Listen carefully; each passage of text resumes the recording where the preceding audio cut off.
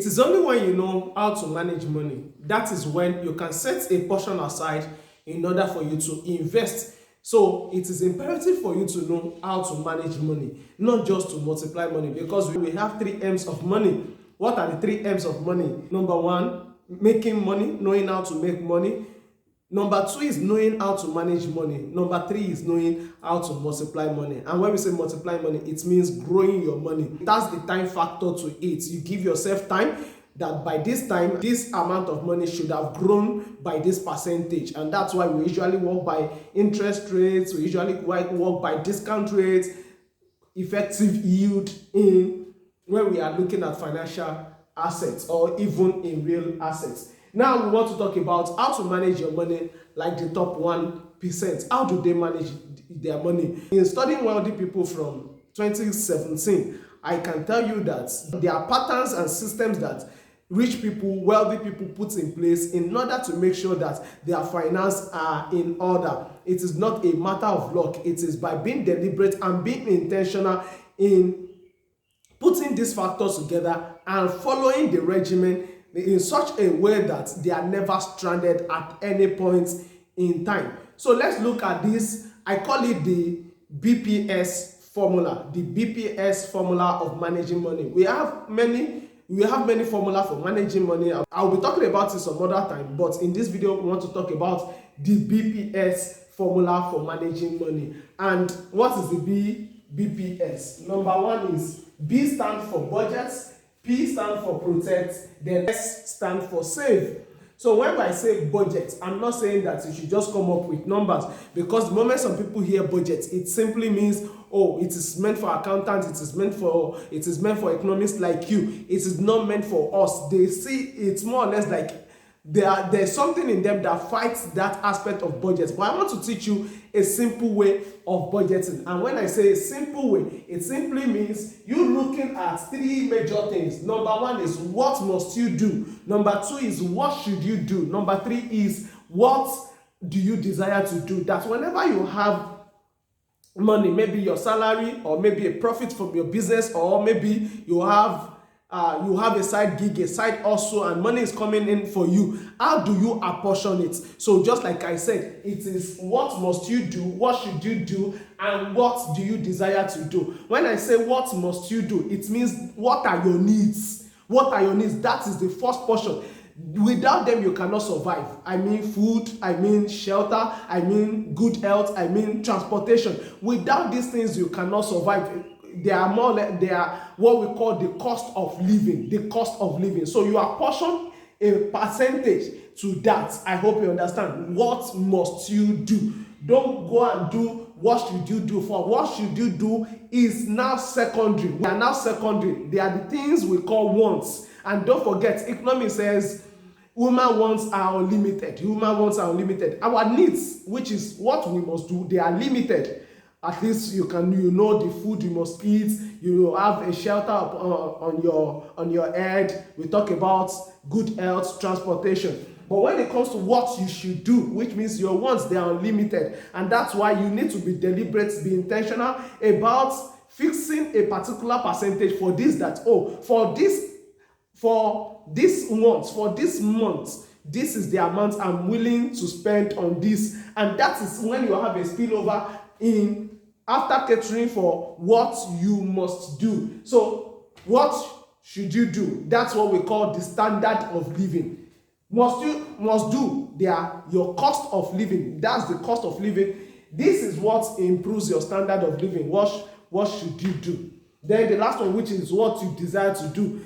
This is what we call carrots, desire to do. This is what we call carrots, which means you use it to motivate yourself. So it doesn't have to be something so big. You use it to compensate yourself for working hard. And you also need to know that there are stages in life. You need to know whether you have gotten to that stage or not. And you apportion a certain percentage to it as well, what you desire. It motivates you to do more for yourself. You can tell yourself, oh, if I meet this target this month, I'm giving myself maybe 5%, I'm giving myself 2% of this amount I'm making. I hope you understand. So that's how you are portioned for what you desire to do. We call them carrots. It motivates you along the journey. So then the next thing is protecting your money. You need to know how to protect your money, because there are some people in your life that the only reason why they are in your life, it's because of what they can get from you. And those are the kind of people we call vipers. We call them vipers. They are consumers. The only reason why they are in your life, friends, family, they have no other benefits. Forgetting that relationship is supposed to be symbiotic, which means you benefit me, I benefit you. I hope you understand. But the only reason why they are in your life is because of what you represent to them.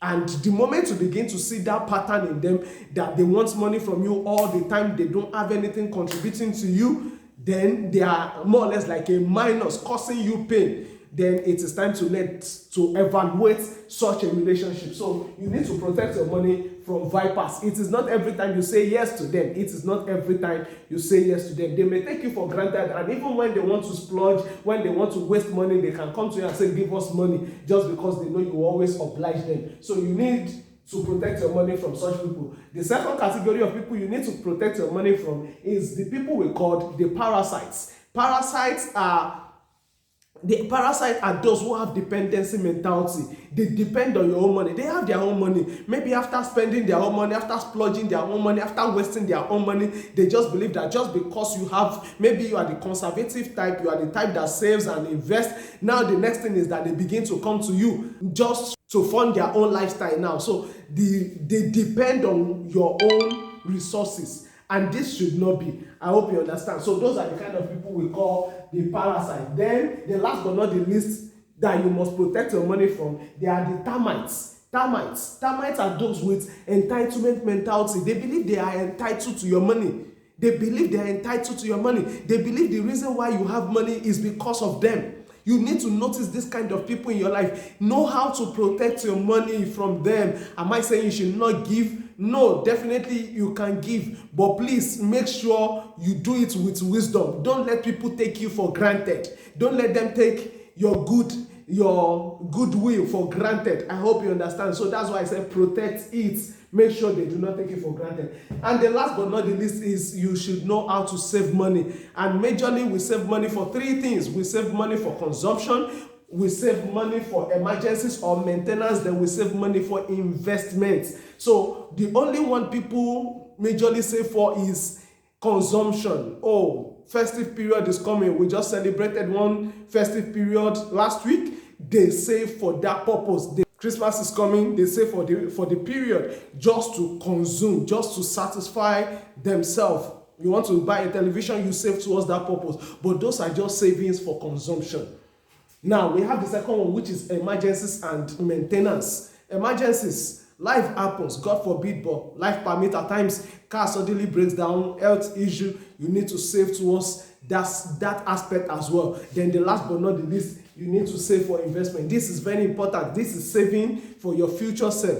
You are saving for your future self. You are saving for a day you will not have to work again. If you don't learn how to save for your future, save in order to invest for your future, you may have to work till you die. That is just the implication. You see some people at the age of 70 plus, still having to go to work, maybe drive a taxi or something else. Why? Because they did not save to invest for the future, and that must not happen to you. I hope you understand. So with this, I think I've enlightened us today on how to manage our money like the top 1%. If you are yet to subscribe to this channel, kindly do by clicking on the subscribe button and click on the notification bell so you can be notified whenever we release any video.